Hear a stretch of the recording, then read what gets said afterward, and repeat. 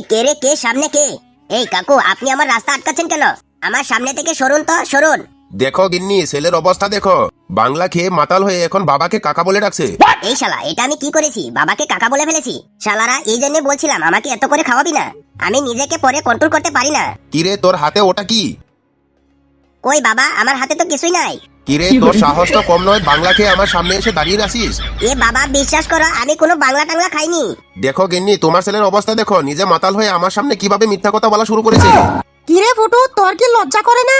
নেশা করে বাড়ি ফিরেছিস, আবার আমাদের সামনে উল্টাপাল্টা কথা বলা শুরু করেছিস। এ মা, আমার কোনো দোষ নেই। বন্ধুরা সবাই ধরে আমাকে জোর করে খাইয়েছে। চুপ, একদম চুপ শালা। নিজে মাতাল হয়ে আবার এখন বন্ধুদের দোষ দিচ্ছিস। এই, তুই আমার সাইকেলটা কি করেছিস? কোথায় রেখে এসেছিস বল। এই যা শালা, সাইকেলটাকে তো বিক্রি করে আমি বাংলা মেরে ফেলেছি। এখন শালা বাবাকে কি জবাব দেবো? কি হলো, মনে মনে কি বলছিস? সাইকেলটাকে কোথায় রেখে এসেছিস?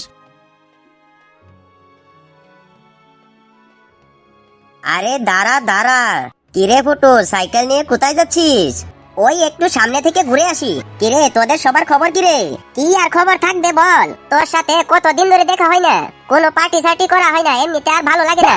হ্যাঁ রে ফুটু, ফেলুদা ঠিকই বলেছে। শালা, তোর সাথে দেখাও হয় না আর আমাদের ভালো পার্টিও হয় না। চল না, আজকে একটা পার্টি হয়ে যাক। আরে আজকে না, অন্য একদিন করবো নি।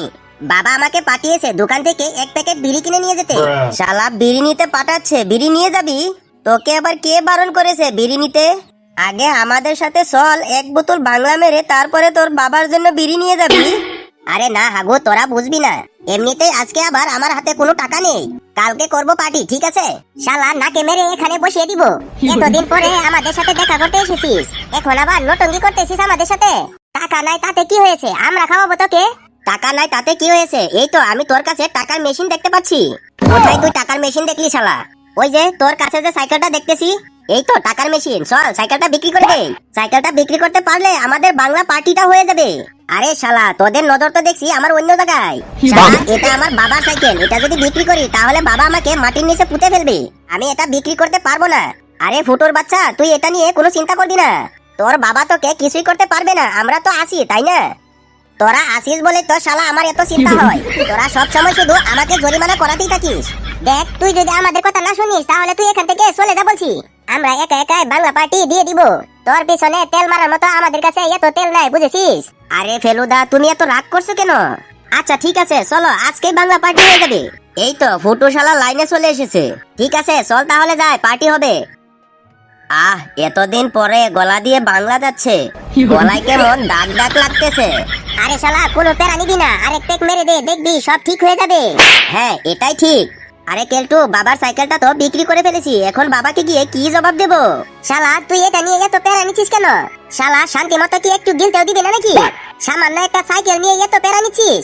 ধুর শালা, আজকে আমার মুডটাই খারাপ করে দিলি। আরে ফেলুদা, তুমি মাথা গরম করবে না, বুঝেছ? আমি ফুটুকে বুঝিয়ে বলছি। দেখ ফুটু, তুই এই বিষয়টা নিয়ে এত চিন্তা করবি না, ঠিক আছে? আমি যেমনটা বলছি তুই তোর বাবাকে এমনটাই গিয়ে বলবি। তুই শালা আমার বাবাকে চিনিস না, অনেক কিপটে একটা মানুষ। আরে আগে আমার বুদ্ধিটা শুনে নে না। ঠিক আছে, তাহলে বল, শুনছি। তোর বাবাকে গিয়ে বলবি আমি যখন দোকান থেকে বিড়ি কিনতে যাই তখন আমার পিছন থেকে কে যেন আমার সাইকেলটা চুরি করে নিয়ে গেছে।